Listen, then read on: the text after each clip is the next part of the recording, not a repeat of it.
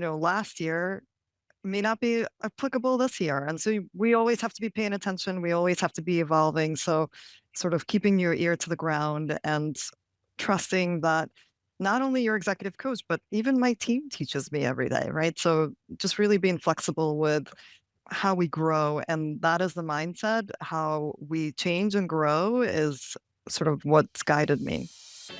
You're listening to the Building Better Futures podcast, where innovation meets inspiration. In each episode, host Eric Hirani journeys alongside notable thought leaders who are shaping the future, cultivating exceptional work cultures, and nurturing the next generation of trailblazers. We aim to spark inspiration by engaging in dialogue with leaders from groundbreaking companies, innovative projects, and exceptional teams. Our goal is to empower individuals to positively impact those around them and leave a lasting legacy of positive change in our communities and society at large.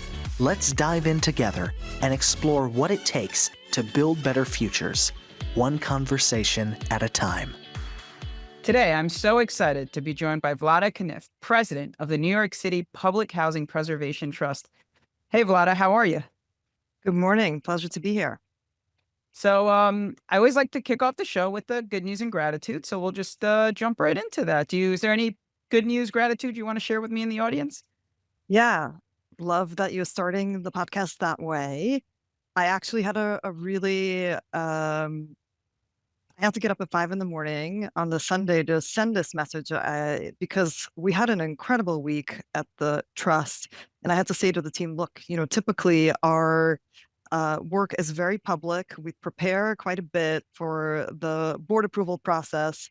We run most of our contracts through public board approval process, but there's a lot that happens behind the scenes. It doesn't all come together in 1 week, but this is a summer week when things are slow everywhere else. But the team had just an incredible, incredible week. And I sat down and I listed out all of our wins and really just wanted to make sure that the team feels appreciated and they're seen and acknowledged. Again, most folks are away on vacation, but we're grinding this, and we have to be. This is a new organization. We're building something, and lots of things sort of clicked into place last week. It's so exciting to hear, and I definitely know that feeling where you were probably working on a lot of those initiatives for months, maybe even longer, and like it feels, like everything finally just came to a head. And I've definitely had, I don't know if you call that a sleepless night, but that was probably feels like a good reason to wake up at 5 a.m. and write an email. I know we've had our fair share of, I have to be up at 5 a.m. and write this email, and it's not for good reasons. So I'm going to deal with it now. Well, my typical day starts at 5, so it wasn't super different. Oh, okay. But do you also start at 5 on the side? It is. I try to start every day. You are amazing. That is so cool. There's actually a book I try to read a lot, or I do like a lot of audiobooks. And it's actually called The 5 a.m. Club. And I don't know if you've read it. You're shaking your head. I have. Yeah. I mean, I'm up early and I am working very early, but they're like talking about like being at the gym at like 4 a.m. and then like ready for, it's intense. So sounds like you're on it. Congratulations. That's really cool. Thank you for sharing that good news, and congrats to you and the team for that. My gratitude right now, I'm going to say is always to the guests. So thank you for being on. I know you're incredibly busy, and it's always like an honor for me to have so many incredible people on the show. Thank you for inviting me. Oh, of course. My gratitude will be to my wife. She's 7 months pregnant, and I don't know how she does it and how moms do it, and God bless them. But really just amazing. And so my gratitude is there. I'm very thankful for her and everything she does. And congratulations. And thank it's you. a super special time. I've done it 2 times in my life. So I have been through it, and it's a really super special time. So I hope you really enjoy it. Yeah. It's, I'm scared. So this will be our second. So we have a 2.5-year-old daughter. Do you have a son or daughter? I have 2 sons. One is 16 and one is 5. So we took a long break. Oh, wow. So it's fun to parent 2 very different age groups. My sister and I have a 10.5-year gap. So similar to what you have. But my brother and I are 2.5, like much closer. Mhm. All right, great. Well, very nice to hear about your family. I hope to learn more about that. Well, so let's jump into a little bit about you. Tell us your background, right? Where'd you grow up? How'd you get into this crazy business? Where'd you go to school? Tell me about yourself. Well, I grew up in Tashkent, Uzbekistan. Probably an unexpected answer, but maybe not so much for New York City. It's a really great city of immigrants, and I'm proud to represent that group. My family brought me to the United States when I was 13, settled in a Brooklyn in a neighborhood, middle of Brooklyn, Midwood, and became really interested in climate change and sustainability very shortly after we immigrated. By the time I got to college, I majored in environmental studies to please my dad, also information technologies to make sure that I had a gainful work in the future. But it all worked out. I spent over 20 years really committed to work related to sustainability, resiliency. Spent 11 years at the New York City Water Utility, at the New York City DEP, delivering the champagne of clean water to New Yorkers, and making sure when it left our homes that it was still acceptable to the environment. And that is work that is hard to walk away from. And then the only thing that made me walk away from it is an opportunity to do sustainability work, but do it with NYCHA, do it with the city within a city, essentially, right? And make sure that we house some of the most vulnerable New Yorkers and provide affordable housing to those New Yorkers. So I've had a I consider myself, that's probably goes back to the gratitude. I consider myself very lucky and very grateful to be able to work on in these two agencies and be a public servant. I think one of the most magical things of infrastructure of all is New York City's clean drinking water, and it is amazing, and it's so cool, and it's taken for granted by a lot of us, me included. But I do love it, so it's very cool, and that's not to say NYCHA doesn't do incredible things for many, many people, right? I think that I forget the exact stat, but the resident population of NYCHA would be like a major city in and of itself. It would be Miami. Yeah. It would be it's Think one about in 17 New Yorkers. So a lot of incredible initiatives you've obviously been part of, and that's wonderful. I want to ask you a quick question. You said you went into environmental science to please your dad. What was he an environmental scientist, or why would that? What was his? No, no, the environmental studies was actually something that didn't please him. Oh, At the time, yeah. it's information technologies was he's a techie guy. Oh, cool. So that was the thing that pleased him. When I told him I'm switching to environmental studies, he was like, "You're majoring in Greenpeace. Why are you doing this?" Um, but I ended up having a very rewarding and very technical, I would say, career, both in Department of Environmental Protection and at NYCHA. So I think that both things sort of came into focus throughout the career, and I rounded out my education in urban planning for my graduate degree. I guess this continues to answer your question. And finally, I got a PhD. I completed a PhD in 2023 in information studies. So, it's been sort of an interplay of um, focusing on the environment, but then focusing on the urban environment, and then kind of bringing in technology into all of that. Kind of mirrors my work. It's very cool. And I mean, technology and AI, and I know we could have an entire episode on that, but just the way it's finding its way into everything we do, right? It's incredible, and I think it's great that you have a background, an IT background for at least even just having those conversations, right, and being willing to bring them to the forefront. So, all right, that's very great to hear about your background a little bit there. And I'm always amazed, and this isn't, I guess another incredible fact about you that that, to leave a country that you've known for 13 years, right? Like by the time you're a teenager, you kind of feel established in some sense, right? It's like culture and what you do after a year. And it's got to be a great shock. And, my dad's an immigrant. Many people in the city obviously are immigrants. And, I'm just always so amazed that, like, if you took me out of a country that I speak the language and dropped me in a country where, like, I don't speak the language or understand the culture or have the nuances, I don't know that I'm successful. I don't even know if I survive, but, like, clearly you've been very successful and a lot of people have, and it's a testament to the, like, I guess, hard work, goodwill, and just humanity. So it's very cool. Thanks for sharing that. Um, Now I want to talk a little bit about the trust and what it is, because it is new, right? And so I know there's probably a lot of people that don't fully understand how does the trust operate? How's it different than NYCHA? I was doing some reading before, obviously, we got on here. And I know there's a component of it that the trust allows for additional federal funding than I guess NYCHA would be able to procure on their own. So just like tell us a little bit of, I know it's a long answer, but if you could share a little bit of what do you think is the most important things to know about the difference and what the trust is?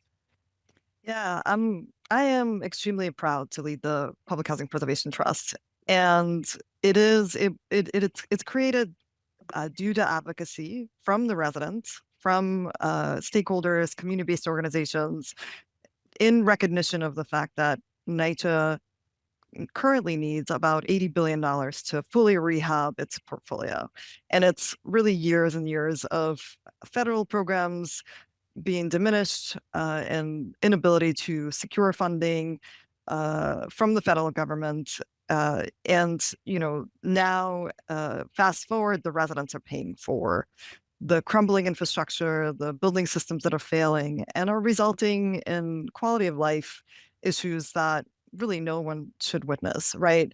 The failing elevators, the failing heating systems, some of the things that you read about during emergencies in the news are really chronic things that have developed over the years due to lack of investment.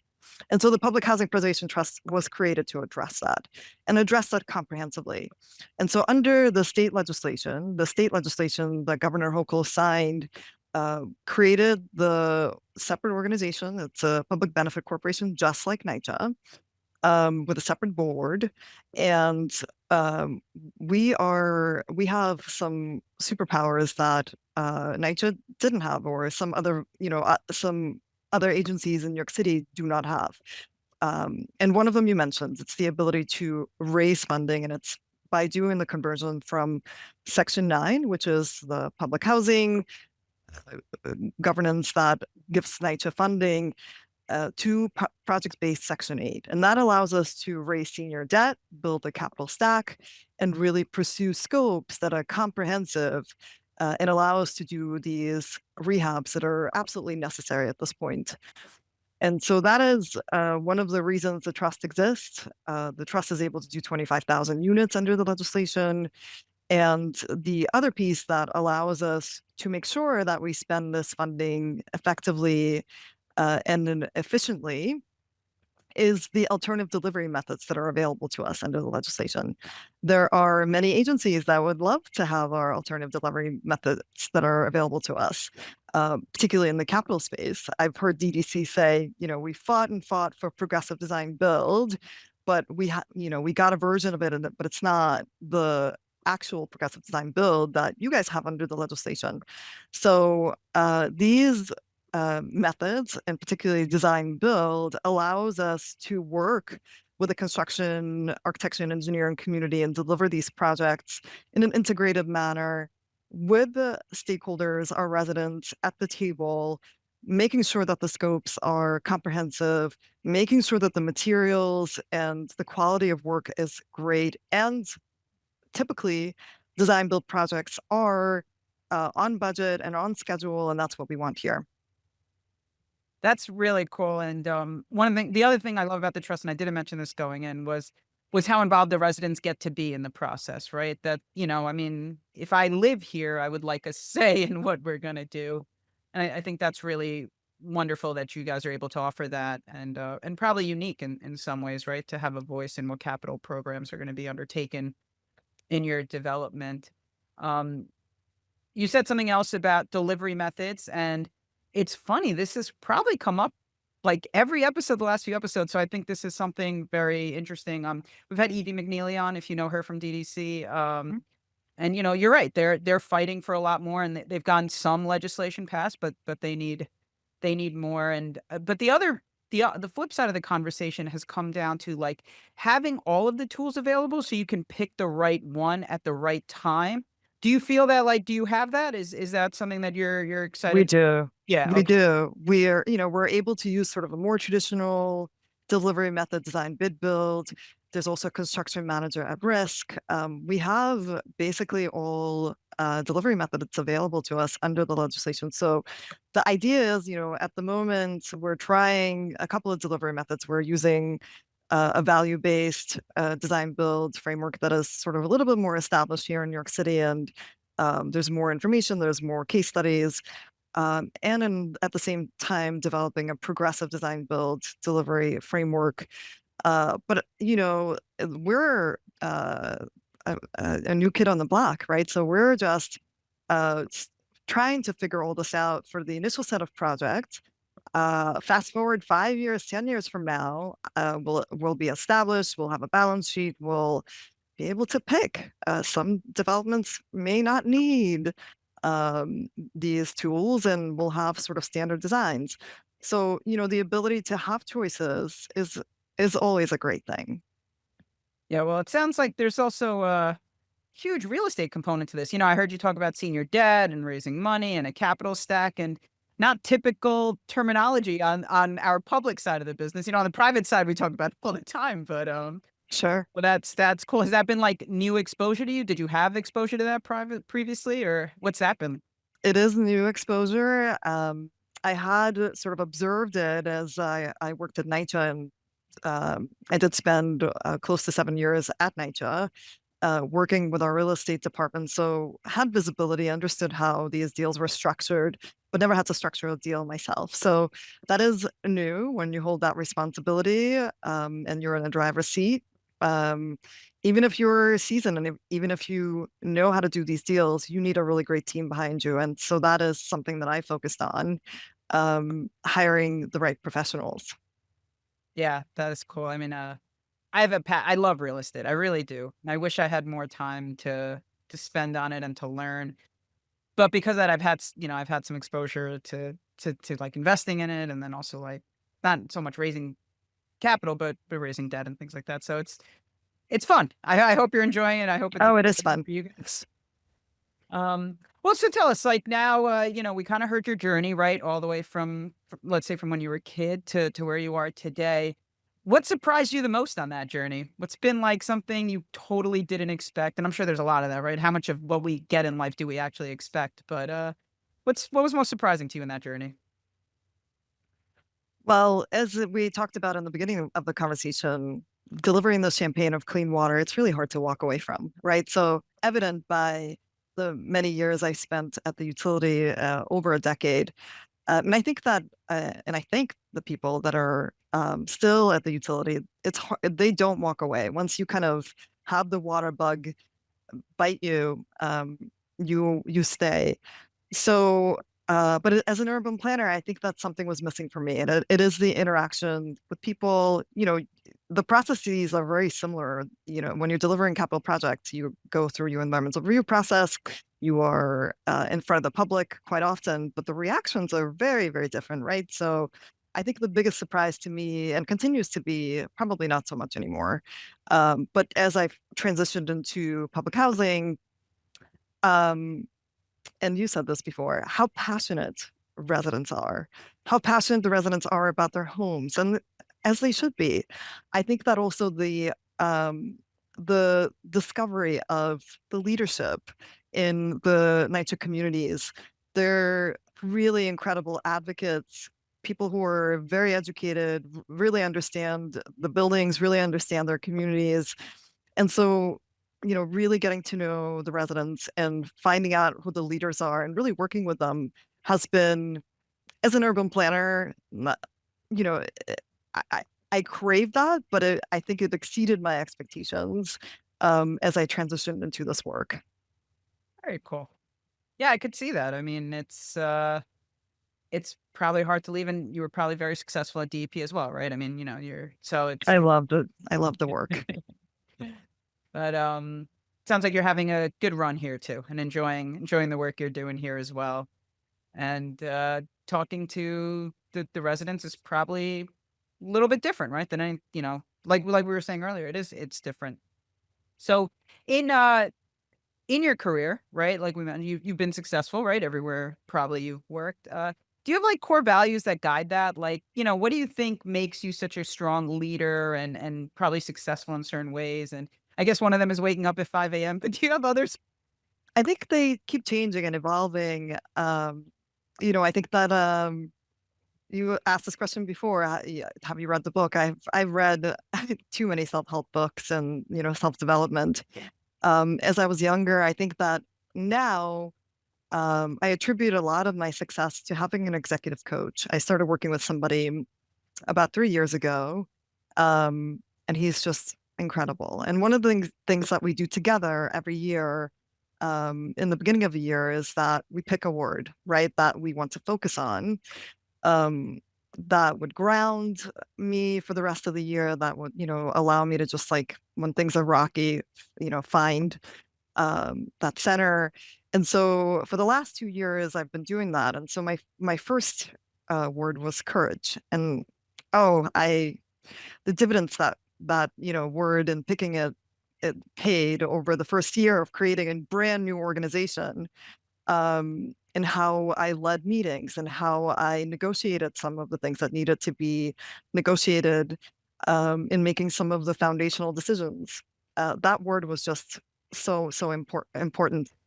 Last year, I picked patience, and so that's been also really incredibly helpful because we put a lot of things sort of in the ground and made a lot of foundational decisions last year, but now like we have to make sure and be patient that these things materialize. Um, and so you know, I think I'm gonna continue doing this. We'll see if things change in the future, but that's been, those couple words embody sort of not only the core values, but the ability to lead in a way that centers me and allows me to make decisions tied to what I kind of set out for myself in the beginning of the year.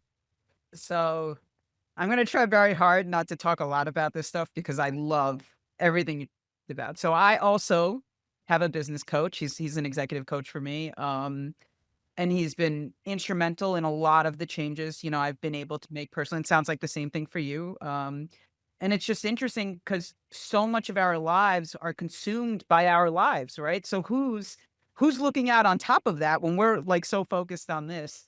Um, in terms of picking words, so I, I haven't done a good job of doing this formally, but I will informally do it. So 2 years ago, we had picked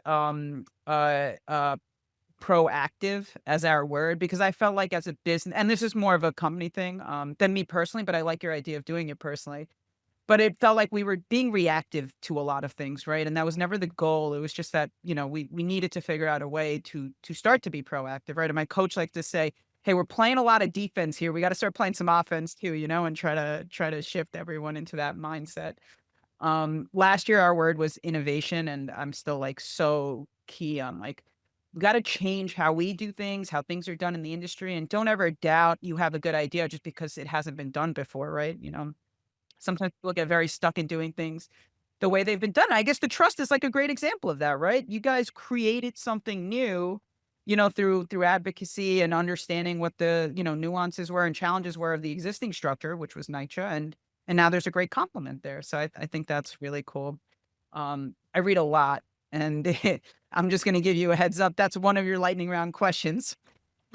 We'll get to that later. And then I do also for all my direct reports, I get them an executive coach, so they all do some one-on-one coaching. I'm such a big believer in coaching, and my takeaway from your answer there is the leadership skill is to be coachable, right? To know you can be better. And I do find there are sometimes leaders who get stuck in thinking they are the best at what they do and no one could do it better or there's no other way to do it. And I always like, you're great at what you do. This is not an indictment on that. This is the fact that imagine if you were even better, right? Like if you continue to grow in that way. I love that as a leadership. I also think that great, last year may not be applicable this year. And so we always have to be paying attention. We always have to be evolving. So, sort of keeping your ear to the ground and trusting that not only your executive coach, but even my team teaches me every day, right? So, just really being flexible with how we grow. And that is the mindset. How we change and grow is sort of what's guided me. So much like I'm like so excited. I'm just like, I love these conversations. It gets me so amped up. It really does. Cause to the point you just made, I'm actually reading right now. I'm reading Who Not How. I don't know if you've read it, but it's a great book if you haven't. I'm going to write it down. But Who Not How. And in that they talk about exactly what you just said, which is like very often your team is your who, right? They're executing and doing the things that you need them to do to be successful. But it's important to remember that they also need who's and you may be their who and to come to their aid and support when they need something, right? When they're challenged by something. And so you're right. Like I learn a lot from my team and I hope they learn a lot from me. And there's a symbiotic relationship there that's powerful. Uh, just so excited. But I'm gonna digress because I do want to get through a couple of other talking points here. One of the things I love about our industry and what we do is that we do impact, and DP is a great example, and I actually use that one. We impact people's lives, right? I use the MTA a lot too, right? Transportation gives you the chance to get to work, gets you a chance to go out with your friends, right? You get from point A to point B. The SCA and all they do for education, right? The higher education, schools that we have in the region. As an industry, what we're doing is improving our communities and, building better futures, right? It's the name of the podcast. So I'm curious, do you have a story of a resident or something that maybe a community member said about a project you worked on and you were just like, that's why we do this. Like, I just that those little stories are normally the best. So I don't know if you have one you'd share. I mean, hundreds of them. But the one that I'll share that really comes to mind, I had to share this a, a couple of weeks ago when somebody came over from London and they were really interested in this particular project. It's called the Clean Heat for All. Have you heard about the Heat for All challenge at NYCHA? I don't know if I've heard of it. No, share us with us. Yeah, so the Clean Heat for All challenge came as a result of as I was the VP of sustainability at the time, and as you know, there's a local 997 mandate to reduce carbon emissions in all buildings over certain square footage in New York City. NYCHA fell into the category, although there was a specific carve out for NYCHA, but still an expectation to reduce as a portfolio. And so I came in during the pandemic, leading a team that was responsible for creating these reductions, and very quickly and clearly, to me at least, became evident that all the technologies that were available on the market would just not allow us to be able to do that.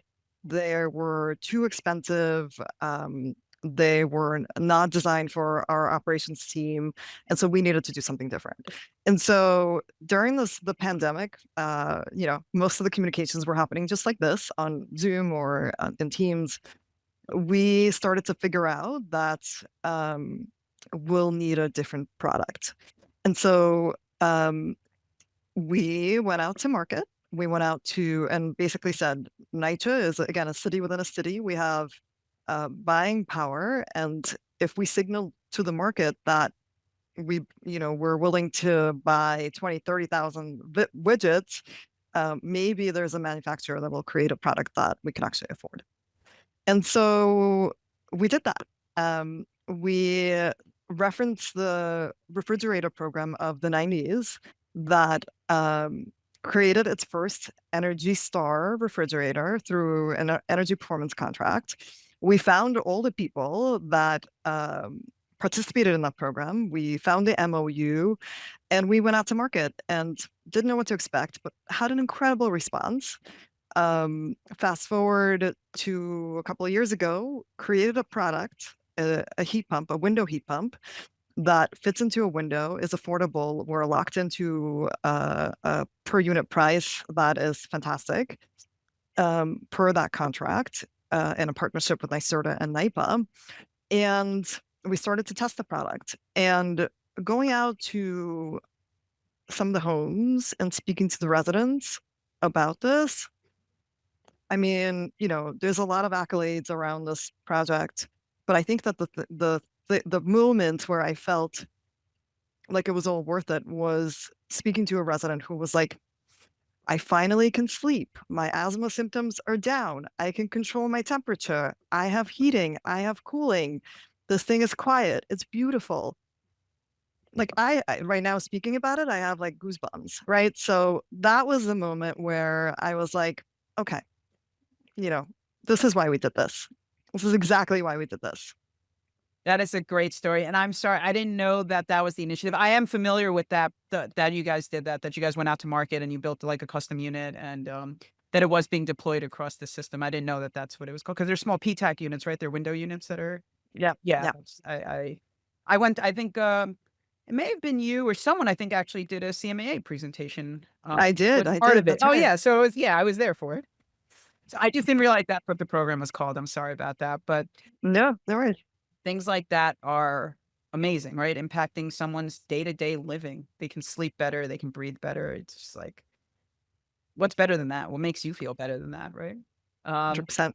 that's very, great. So, that sounds that was obviously a huge milestone, for NYCHA. Do you have any, like, major milestones on the horizon for the trust you wanna talk about? Like, anything you're aiming for, a goal you're trying to reach that you're allowed to talk about and share? Well, everything we do is public. So if you want to join any of our board meetings, they're listed on our website. But a couple things I'll mention. We executed our first design build agreement for over $400 million for Nostrand houses. Huge, huge milestone. We now have a design builder there. It's a that means we can get to 100% design. We can work with residents more closely, and closer to construction. So incredible milestone. We're about to do the same for Bronx River Edition. So that will be our second property, with a design builder. I'm really, really excited. And then we have two other properties that are in the pipeline where, we're moving through design build steps, and they'll be following the steps of Nostrand and Bronx River Edition. Very nice. Well, congrats, and I saw the announcement, maybe a couple of weeks ago, right, on the design build being awarded, so I know that was a huge first Huge. step. Yeah, very cool, very good, and, alright, so, I'm gonna just totally flip the context right now, but I think you're gonna have great advice here. So I mentioned earlier building better futures, right? About building better communities physically, right? What we do as infrastructure. I think another huge component of it that really inspired me to do this was I was, fortunate to have a lot of great like mentors and people along the way that taught me. And so in that way, building better futures is also about building the next generation of leaders. And with that in mind, I wanted to ask you for like students, young professionals, early career people, do you have any advice that you'd share with them coming into the field? And then not that you have to go this way, but as an industry, we are still predominantly male, so I don't know if you have anything as a perspective from a woman or something like that, but yeah, share some advice for the next generation to be the next blotter, right? We need more people like you. You're very kind. I mean, I am, whatever little bit of time that I have available to me while I'm not building this organization or taking care of my family, I do try to dedicate it to investing in female leadership. I think that I've been extremely fortunate in having some incredible leaders along the way, including NYCHA CEO Lisa Bovahayat. Yesterday, I said to her, can I grab you for 15 minutes? And her door is open and she's just amazing. Same goes for, Deborah Goddard was my boss in Capital at NYCHA. I still talk to her on the weekends. I need to talk to you, need to run some ideas by you. Just really, I'm super fortunate. And so I co-teach a Columbia course with Carter Strickland, who was the former commissioner of DEP. And And one of the proudest moments was finding out that three of my female students who I went to lunch with and, tried to help in the work and finding work, they ended up in really great jobs. But to come back to your um, direct question around advice, and I was thinking, for some reason, I was thinking about this morning, and kind of in the beginning of the conversation. My focus has been on how do I become most efficient master builder, essentially, right? How do I do really big construction, really big work as cost effectively and efficiently as possible, with focus on sustainability, with focus on resiliency. I think that's sort of been the progression of my career. But I am extremely curious to see. I know that there's like a lot of shift toward machine learning and AI. I would love to see. I don't know if I'll have time left in my career to kind of figure that piece out, maybe. But I'd love to see the younger generation not just focus on like a discrete area of how do we create more like pleasing things in the AI space, but really start to blend it into the built environment space. And so that's something that I feel like I'm running out of time. You probably need like 5-10 years to really get to something really meaningful, and I really would like to see the next generation do that. But in general, I think that for me, what's worked is creating a network, finding your people, right? That's number one. Staying curious, staying flexible. That's number two. Um, and please, please, please don't discount public service, especially in the infrastructure space. We need smart, driven, dedicated people um, really, stepping up. So those are things that I want to say for the young professionals. Great advice, and I love that you summarized them into the 3 key bullets. I will you kinda took a page out of your own book with the AI thing, right? Your background being both, like, environmental and science, but also the IT component and how you think it's helped you in your career, so that's proof, right? That that works. It's Yeah. important. And the AI stuff is moving so fast. I spent 2 hours on Saturday, like, trying to map out, and I've taken some courses and just mapping out again because it changes every day really, and you gotta, like, keep up with it, and it's 100%. but it's really exciting too. There's some very cool stuff that they're doing. All right, last question before we jump into the lightning round. Is there, like, a quote or a mantra or something that you, like, subscribe to and live by? Great question. I think that again, I think you probably picked up on the fact that I allow myself to change and evolve. But lately it's been build with purpose. And that goes both for the built environment and building out a team and organization. Lead with integrity, right? I think that somehow I keep being asked to take on leadership roles, and it's really important to make sure the team respects you and you're public and transparent. And always leave something better behind, right? I think that that kind of summarizes how I work. I absolutely love that last one, right? It's like the you can't take it with you kind of, like you might as well leave the world a better place than you found it. Um, all right, cool. Let's jump into our lightning round. These will be some fast-paced, fun questions. Feel free to answer. And if you don't have an answer, just let me know and we'll move on.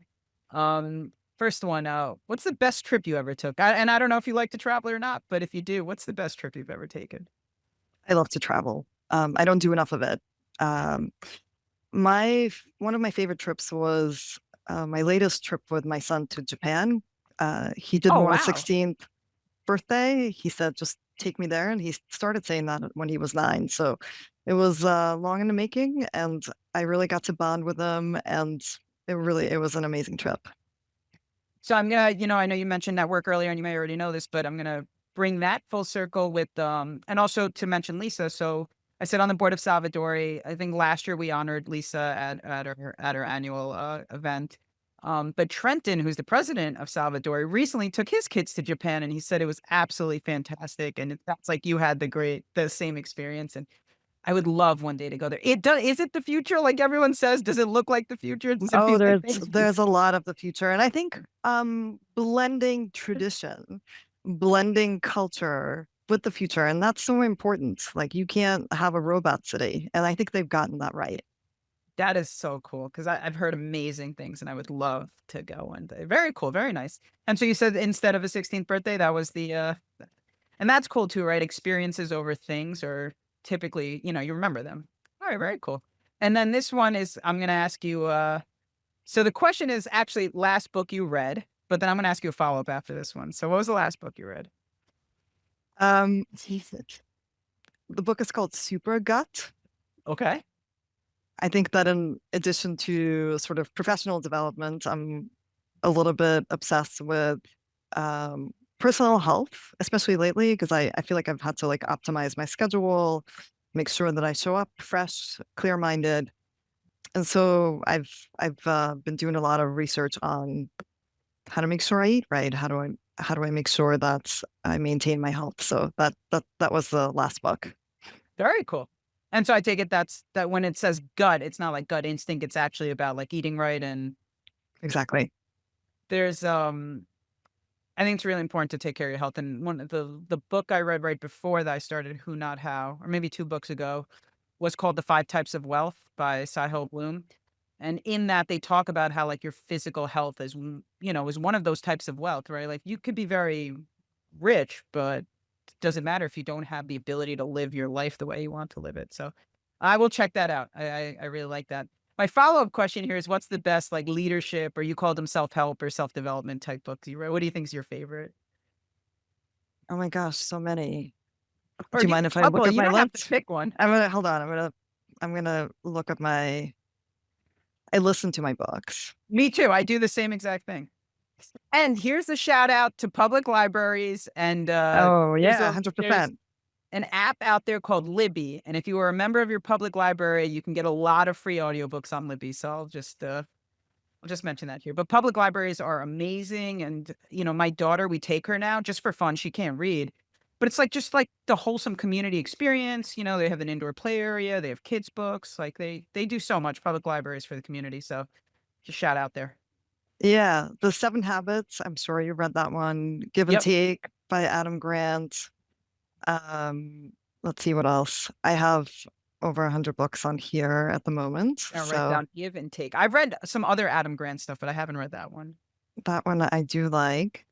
A lot of health books on here. 11 Laws of Likability. She was a coach for a little while, so I recommend that book. And I did like Lean In by Sheryl Sandberg. So those are the couple of books I'll mention.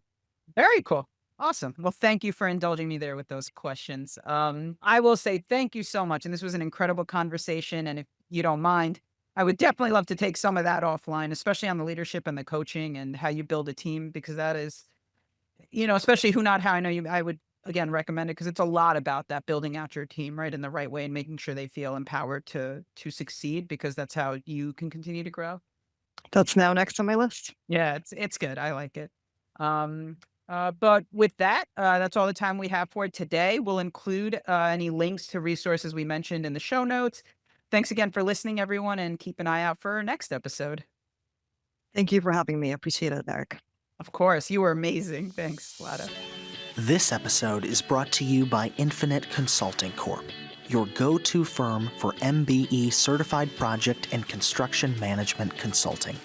Discover how Infinite can help you build a better future at infiniteconsultingcorp.com.